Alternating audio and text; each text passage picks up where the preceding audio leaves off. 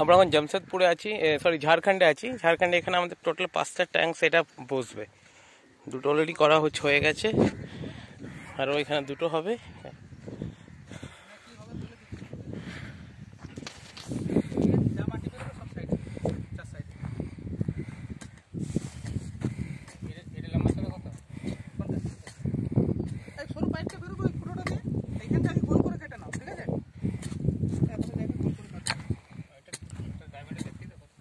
কাটুক না, ওটা কোনো ডায়ামিটারে ব্যাপার না, আগে পাইপ বসবে তারপরে হিসাব করে